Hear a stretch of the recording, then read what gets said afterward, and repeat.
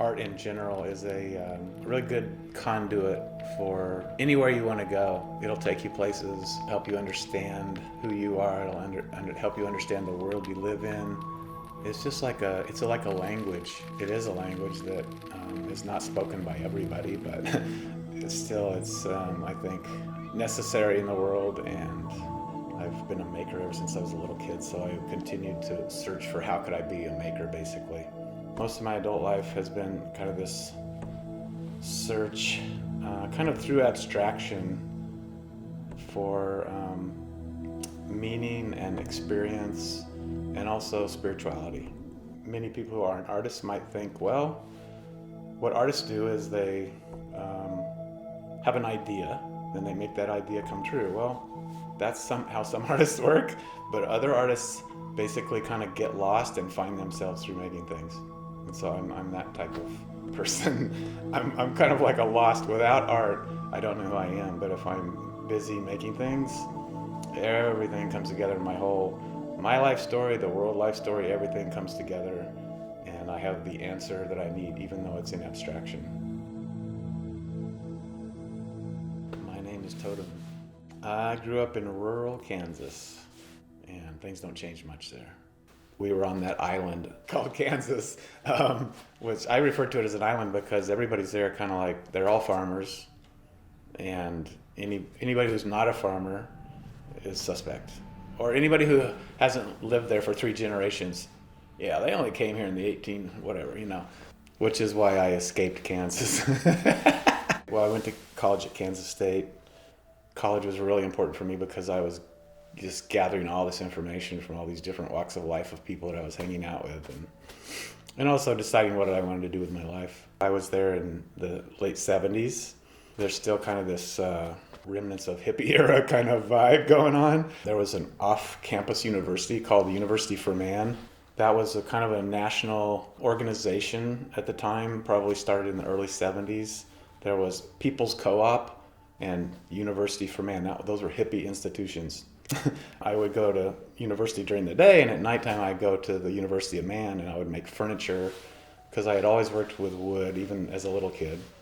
And I just started carving one day in conjunction with building furniture, and just kind of taught myself how to do that and never stopped. Just felt some kind of real purpose when I was carving, And then I moved to New Jersey because I had a stepsister that lived there. And I spent all my time outside of working going to art museums and galleries and hanging out with artists. And so after about, I think, 1.5 2 years of New Jersey, I was like, I had made up my mind, I'm devoting my life to art. So I got in my car and drove to the other side of the U.S. And I was on my way to New Mexico, and I was heading that way, but I decided I've never been to the West Coast before. And I ran into Nils Lou's wife, and she invited me for Thanksgiving and gave me a job, and I got a free place to live. I want to be an artist. I just got a free place to live and a part-time job. Let's stay here. I already had hippie leanings, let's say, but I went to the Oregon Country Fair, and just the freedom, I just ran into hippies everywhere I went. And I was like, this is my tribe. I want to be around free-thinking people, that can take their clothes off anywhere and just have a great old time. And I was young at the time, and so I just hung out with hippies.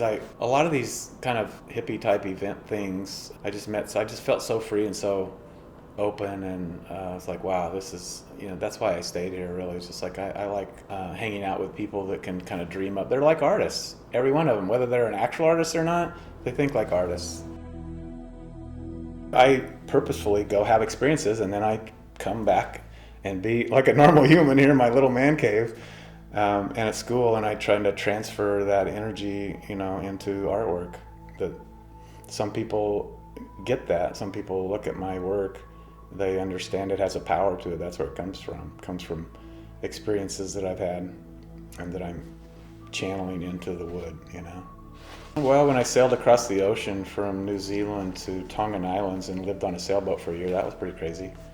Also very powerful, super powerful time in my life. I was 30. I only did one overnight sail in New Zealand, and basically we sailed out, me and my partner, away from land, and then tried to come back to land to a certain point, And we did that, so we're like, okay, I guess we're good. And then we sailed for 2.5 weeks to Tongan Islands, There's no land. And we had some storms, and it was a very trying, but a very, looking back on it, yeah, it's just kind of mind-blowing that we did what we did. But also, going to Japan's that way too. I just feel so blessed to be able to participate in that society and be, just be an observer, and somehow bringing that experience back a little bit. It's just so palpable, the energy there is so strong. You just go to a temple and it's just like, wow, I can feel everything here, Those are super powerful experiences, but also having some magical experience in your own home. If you go far enough back, nobody was a businessman or a businesswoman. Everybody was working with their hands, growing things, making things, before there was stores to go buy whatever you need. Everybody was a doer. You had to be to survive.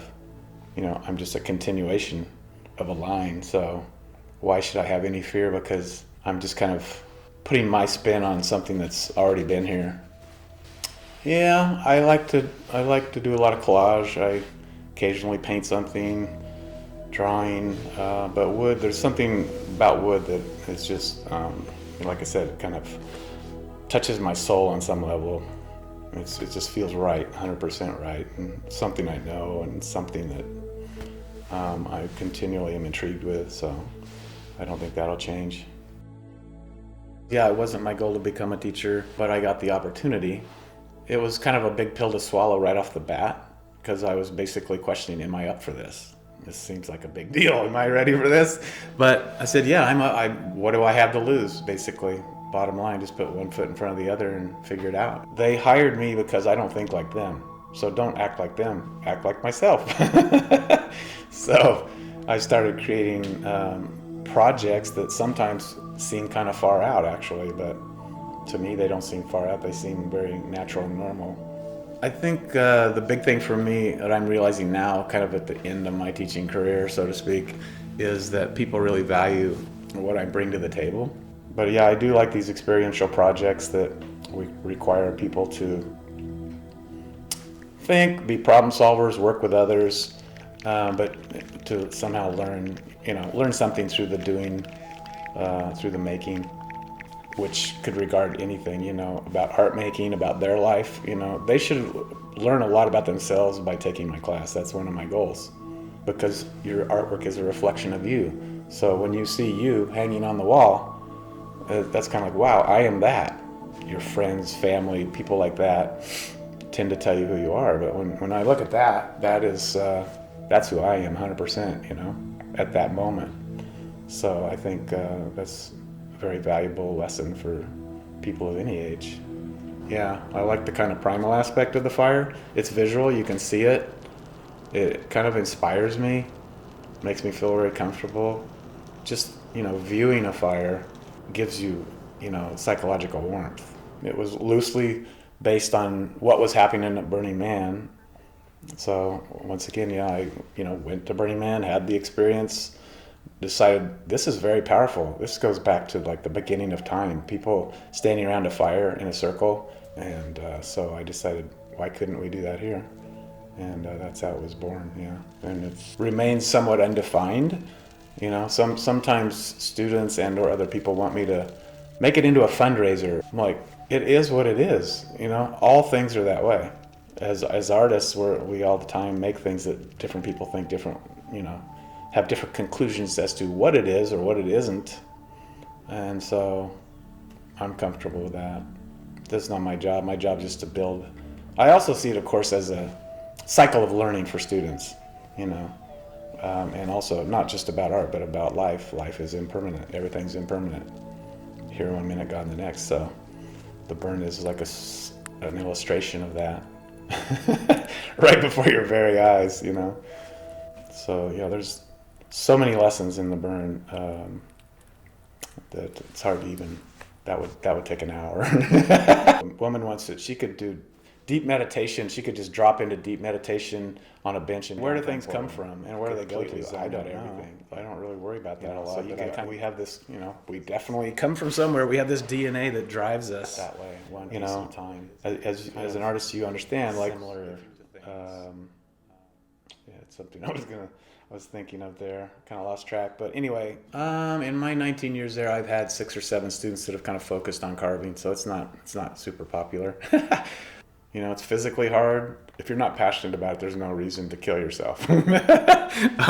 Working all day to get this little tiny piece of wood carved, And I think, in this day and age with, technologies being the kind of main driver for the arts and stuff, there's not as much interest in that. It's kind of like an old world thing, like stone carving. Who in the world would be a stone carver?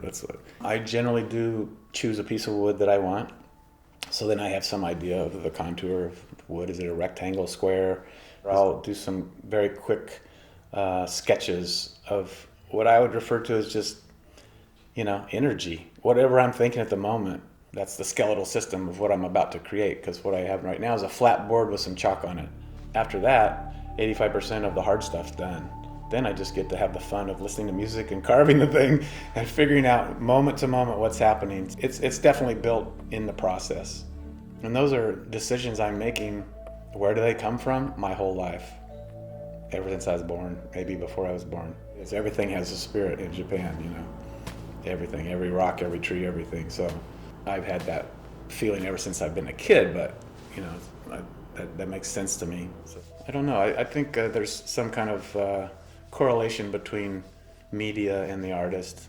That's why I love doing art, and that's why I will, as long as I'm physically able, I'm going to keep making art, because the search is real and I understand myself through doing that. There's got to be a point in time when I definitely move on, and at that point in time I will definitely make more art, A beautiful thing. I'm not going to retire like some people do and just sit there and look at the TV. I'm going to retire and just fall into this thing I've done my whole life, which is beautiful.